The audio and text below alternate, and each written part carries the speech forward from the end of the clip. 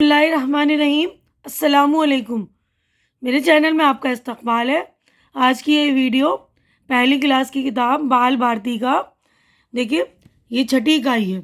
बाल भारती की जो इकाई है ना, छठी इकाई, तो हमने पिछली वीडियो में जो है इकाई नंबर 5 जो है मुकम्मल कर ली थी।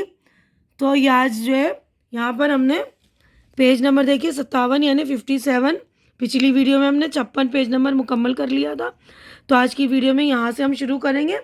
तो ये देखिए यहाँ पर अब मामू का गांव, तो ये मामू में देखिए ये जो है और ये गांव है ना, तो ये जो है बना हुआ ये हरूफ, इसको हम कहते हैं नून गुन्ना। तो इसकी आवाज़ जो है नाक से आती है थोड़ी सी। इससे लफ्ज़ कोई से भी शुरू नहीं होते, या तो ये बीच में आता है या आखिर में आता है। तो जब आखिर में आता है तो इस तरह इसको नून की तरह बना देते हैं, लेकिन इसमें नुक्ता नहीं लगाते हैं, ठीक है ना। तो ये वाले को आप लोग याद रखिएगा, ये हरूफ बगैर जो है नुक्ते की वो नून गुन्ना, जिसमें नुक्ता होता है उसको नून कहते हैं ना, और जो बगैर नुक्ते वाला है नून गुन्ना। तो ये हम पढ़ते हैं, देखिए मामू के गांव में क्या है। देखिए अब देखिए मामू का गांव। शादा आज हम सब मामू के गांव जाएंगे। अफशा हाँ शादा मैं भी चलूँगी। शादा सुना है वहाँ कोई मेला लगा है। अफशा फिर तो हम मेला घूमने ज़रूर जाएंगे। शादा वहाँ हमें बड़ा मज़ा आएगा। अफशा रात में मामू के घर के आंगन में बैठेंगे। शादा हाँ हाँ नानी से कहानियाँ भी सुनेंगे। अफशा फिर हंसी खुशी घर लौट आएंगे। यानी ये दो बच्चे बात कर रहे हैं, शादा और अफशा। तो देखिए इनमें भी नून गुन्ना लगा हुआ है ना, देखिए ये नून गुन्ना लगा हुआ है। ये बात कर रहे हैं कि हम मामू के गांव जाएंगे और मेला घूमेंगे, है ना। तो आप लोग अच्छे से पढ़ लीजिएगा और ये नून गुन्ने की अच्छी तरह से प्रैक्टिस कर लेंगे। देखिए यहाँ पर भी हाँ हाँ, तो हल्की सी नाक से आवाज़ आ रही, कहानियाँ सुने, है ना। इसी तरह अब देखिए यहाँ पर लिखा है, ये जल्दी जल्दी बोलो तो मैं इत्मीनान से बोल दूँगी। पहले आराम से पढ़ के आप लोगों की प्रैक्टिस करवा दूँगी, फिर आप लोग भी जल्दी जल्दी बोल पाएंगे, है ना। अब देखिए गाँव पाँव, फाँक झाँक, फांस सांस, चांद मांद, यहाँ वहाँ कहाँ जहाँ, ठीक है ना। तो अब देखिए मैं जल्दी जल्दी पढ़ रही हूँ। गाँव पाँव फाँक झाँक, फांस सांस चांद मांद, यहाँ वहाँ कहाँ जहाँ, ठीक है। अब अगले यहाँ पर आते हैं। देखिए यहाँ पर भी कुछ अल्फाज है, ये भी नून गुन्ना के अल्फाज हैं, देखिएगा। तो नून गुन्ना के अल्फाज जो है पढ़ने की आप अच्छी तरह से प्रैक्टिस करेंगे, क्योंकि इसमें थोड़ी सी आवाज़ जो है नाक से निकल रही है। देखिए शादा, ठीक है ना, ये तो आखिर में नून गुन्ना। मामू, गाँव, अफशा, जाएंगे, चलूँ, हाँ, वहाँ, हूँ, हमें, कहानियाँ, आंगन, बैठेंगे, आएंगे, ठीक है ना।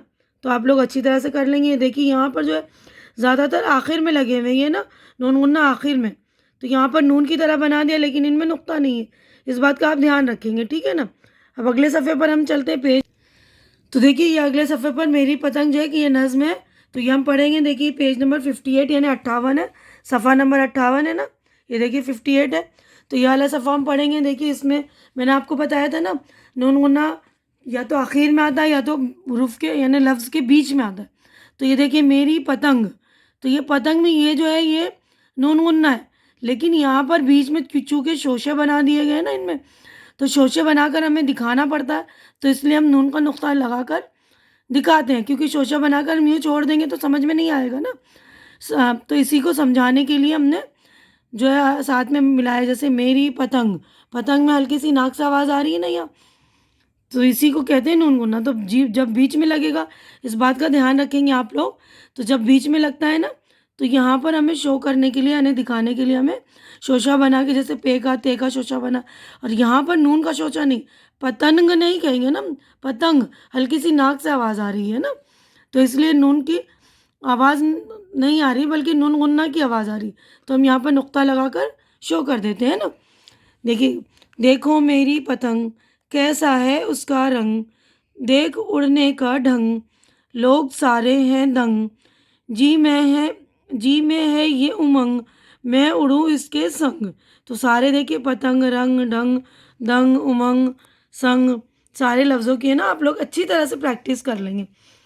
कॉपी में लिखेंगे भी और किसी बड़े से आप इमला भी बुलवाएंगे ताकि आप लोगों की इमले की भी प्रैक्टिस हो जाए ना।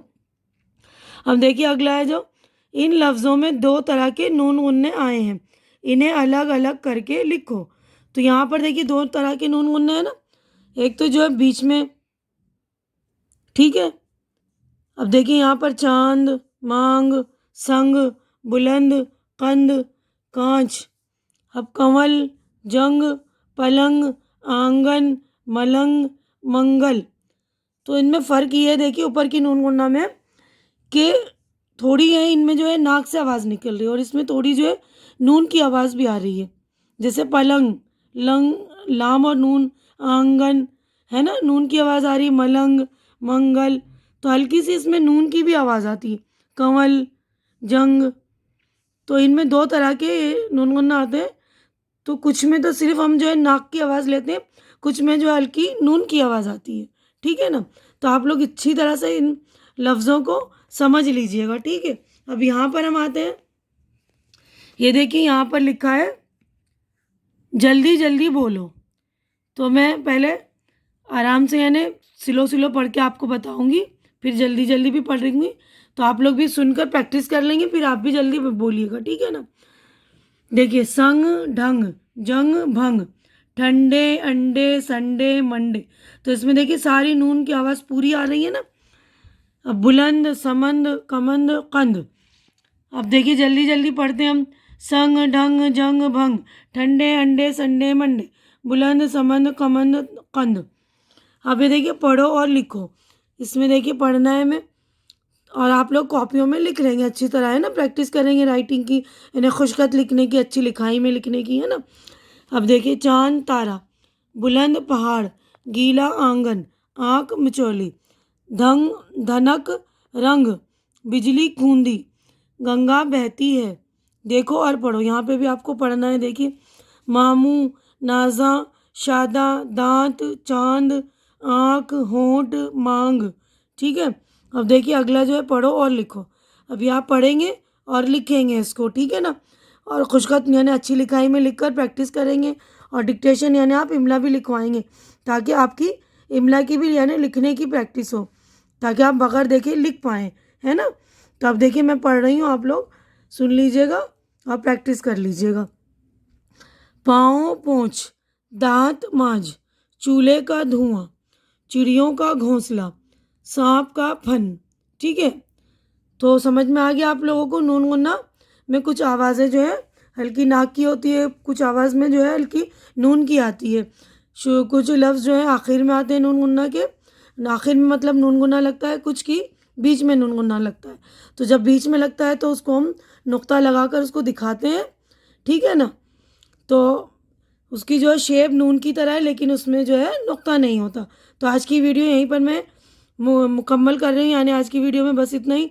मेरा वीडियो अच्छा लग रहा है तो इसे लाइक कीजिए, शेयर कीजिए जो ज़रूरतमंद बच्चे हैं उनके दरमियान, और मेरा चैनल सब्सक्राइब करके मेरी हौसला अफजाई कीजिए। अल्लाह हाफिज़।